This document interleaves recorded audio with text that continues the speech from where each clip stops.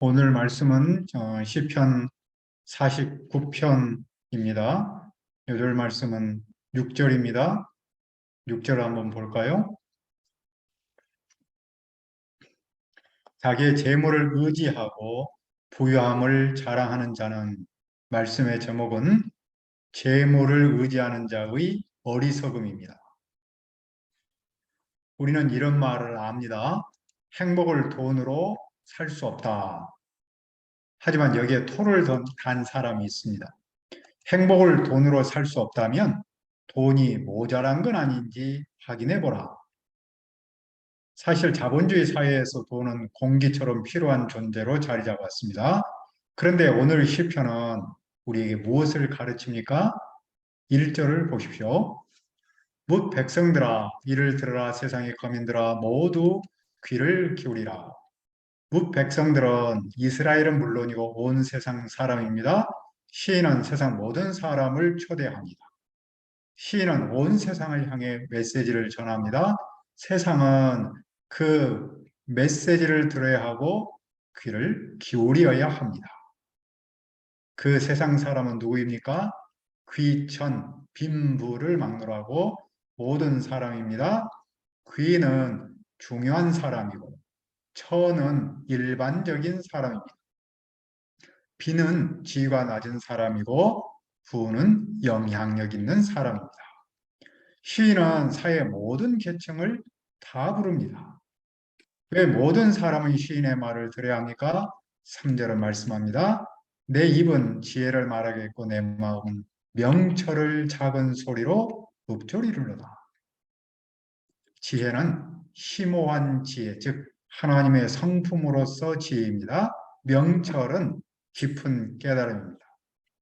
시인은 심오한 지혜와 깊은 깨달음을 전합니다. 그러므로 모든 사람은 들어야 합니다. 시인은 그 메시지를 어떤 형식으로 전합니까? 4절을 한번 보십시오. 내가 비유에 내 귀를 기울이고 수금으로 나의 오묘한 말을 풀리로다. 여기서 오묘한 말은 수수께끼라는 뜻입니다. 수수께끼는 심오한 지혜와 깊은 깨달음으로 풀어야 하는 어려운 내용입니다. 시인은 비유의 귀를 기울이고 자신의 수수께끼를 음악에 맞춰 풀어갈 겁니다.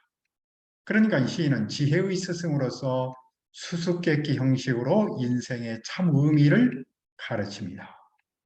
자, 그 내용은 무엇입니까? 5절로 6절을 우리 다시 한번 봅시다. 죄악이 나를 따라다니며 나를 애월싸는 환난의 날을 내가 어찌 두려워하라.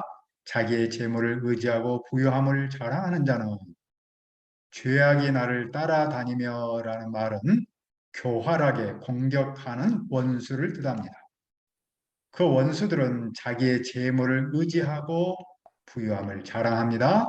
재물을 의지한다라는 말은 하나님보다 돈을 더 믿는다는 뜻입니다. 그들은 하나님을 자랑하기보다 돈을 더 자랑합니다. 그런 사람은 하나님과 관계가 깨졌습니다. 그런데 그런 그들이 시인을 애워쌉니다.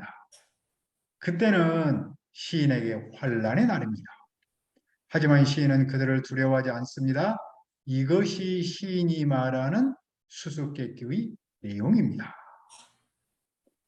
왜 시인은 재물을 의지하는 사람을 두려워하지 않습니까? 7절입니다.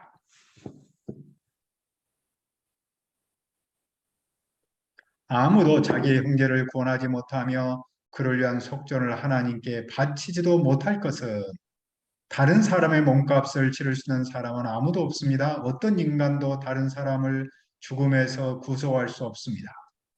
하나님께 그 몸값을 지급할 사람은 없습니다.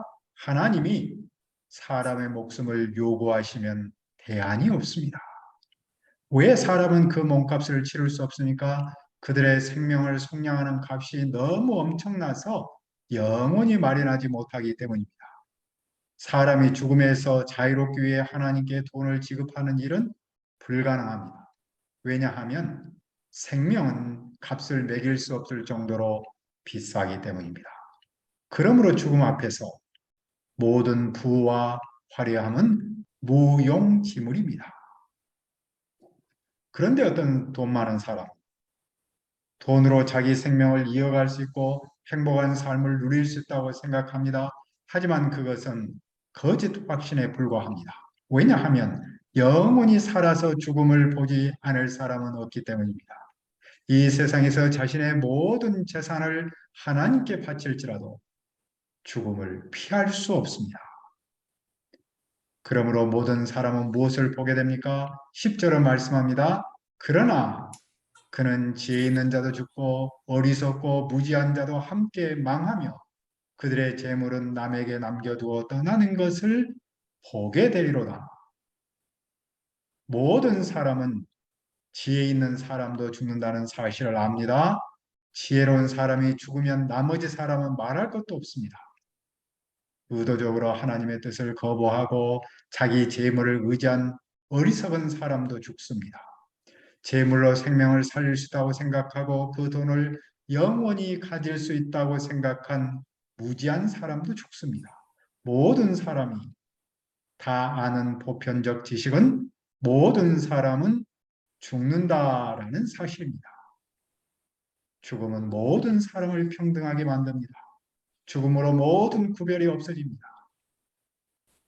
또 하나, 모든 사람이 다 아는 사실은 무엇입니까? 아무리 돈이 많은 사람도 죽으면 그 많은 재물을 남겨둔다는 겁니다. 그 누구도 그 돈을 죽어서 가지고 가지 못합니다. 다른 사람에게 줄 수밖에 없습니다. 어떤 부자가 농사를 정말 잘 지어서 곡식을 쌓아둘 곳이 없을 정도였습니다. 그는 행복에 젖어서 창고를 다시 지었습니다. 그리고는 말씀했습니다. 열심히 일한 당신 떠나라. 그러나 그 순간 하나님께서 그에게 말씀하셨습니다.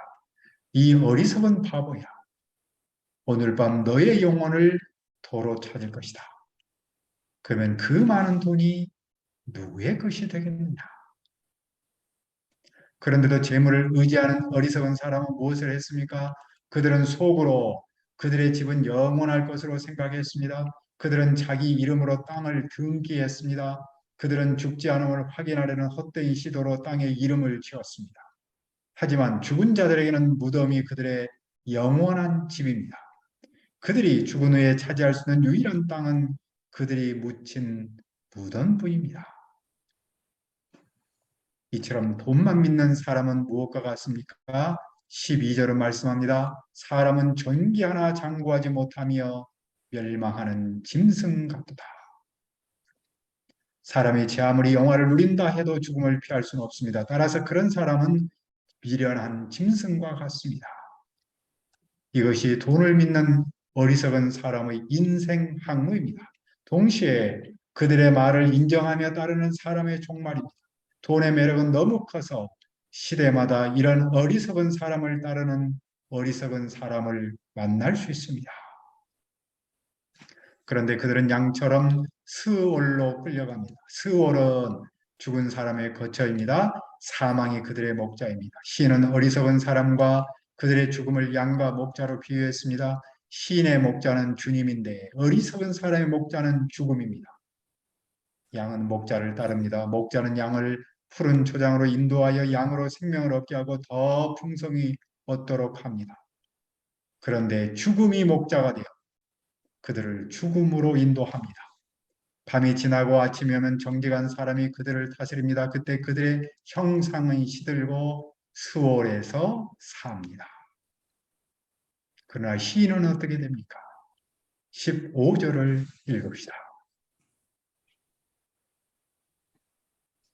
그러나 하나님은 나를 영접하시리니 이러므로 내 영혼을 수월의 권세에서 건져내시로다 셀라. 하나님이 신의 영혼을 수월의 권세에서 속량하십니다. 아무리 많은 돈으로도 생명을 구할 수 없습니다. 그러나 하나님은 생명을 구원하십니다. 왜냐하면 하나님은 수월의 권세를 이기기 때문입니다. 그리고 하나님은 그를 영접하십니다. 영접한다라는 말은 운반한다, 데리고 간다라는 뜻입니다. 하나님이 옛적에 에녹을 하늘로 데려가셨습니다. 하나님은 엘리야도 죽음을 보지 않고 하늘로 데려가셨습니다. 시인도 이처럼 죽음을 보지 않고 하나님께서 자기를 데려가시길 기대합니다. 악인의 종말은 어둠과 파멸입니다. 하지만 의인의 종말은 지금부터 영원까지 영원히 하나님과 함께하는 생명입니다. 이것이 수수께끼에 대한 답입니다. 그러므로 의인은 무엇을 하지 않아야 합니까? 16절을 보십시오. 사람이 치부하여 그의 집이 영광이 더할 때 너는 두려워하지 말지어다. 어떤 사람이 부자가 되어 그 영광이 더할 때 두려워하지 않아야 합니다. 돈의 위력은 대단하고 돈의 조금 또한 매우 매력적입니다. 따라서 돈의 영광을 자랑할 때면 그 앞에서 상대적 빈곤감에 빠지기 쉽습니다. 내 미래를 두려워하기 쉽습니다. 하지만 두려워하지 않아야 합니다. 왜 두려워하지 않아야 합니까? 아무리 돈이 많은 사람일지라도 죽을 때 아무것도 가져가지 않을 것이기 때문입니다. 돈을 의지하는 사람에게 이 사실은 대단히 큰 충격입니다. 비극입니다. 왜냐하면 그들은 가장 중요한 것을 잃기 때문입니다. 부자도 가난한 사람도 죽을 때는 그 누구도 아무것도 가지고 갈 수 없습니다. 이 세상에서 부자라고 해서 죽어서도 부자일 수 없습니다. 그는 재산은 물론이고 영광도 남겨두고 떠납니다. 비록 사람이 이 세상에서 흡족하게 살고 성공하여 칭송을 받는다고 해도 그도 마침내 조상에게로 돌아갑니다. 영원히 빛이 없는 세상으로 돌아갑니다. 그는 무지의 어둠에서 살다가 스월의 어둠으로 돌아갑니다. 그는 어둠에서 살다가 영원한 어둠에 갇힙니다. 그런 그는 무엇과 같습니까? 20절을 보십시오. 존귀 하나 깨닫지 못하는 사람은 멸망하는 짐승 같도다. 이 세상에서 아무리 화려하게 살아도 깨닫지 못하는 사람은 멸망하는 짐승과 같습니다. 이런 사람은 짐승처럼 살다가 짐승처럼 죽습니다. 사람과 짐승의 차이는 무엇입니까? 깨달음의 정도입니다. 무엇을 깨달아야 합니까? 사람은 죽을 수밖에 없는 존재입니다. 아무리 많은 재물도 사람의 죽음을 해결하지 못합니다. 소유와 권력이 대단할지라도 어떤 사람도 죽음에서 구원하지 못합니다. 사람의 생명은 돈에 달려 있지 않고 하나님께 달려 있습니다. 따라서 사람이 자기를 죽을 수밖에 없는 존재로 깨닫지 못하고 하나님을 깨닫지 못한다면 그는 멸망하는 짐승처럼 살다가 죽습니다. 왜냐하면 재물을 의지하는 사람은 죽음을 이기지 못하기 때문입니다. 반면 하나님을 의지하는 사람은 지혜롭습니다. 왜냐하면 죽음을 이기기 때문입니다. 오늘 우리는 이 사실을 깨달아야 합니다. 그런데도 우리가 자본주의 사회에서 이 사실을 깨닫는 일도 쉽지 않지만 그렇게 사는 일은 더욱 쉽지 않습니다. 돈을 사랑하고 돈에 큰 가치를 부여하는 것은 자본주의 사회를 사는 사람의 일반적 특징입니다. 돈은 어떤 점에서 행복의 필수 요소로 자리 잡았습니다. 우리가 돈 자체를 거부할 수는 없습니다. 믿음의 세계에서도 돈은 필요합니다. 우리도 열심히 돈을 벌어야 합니다.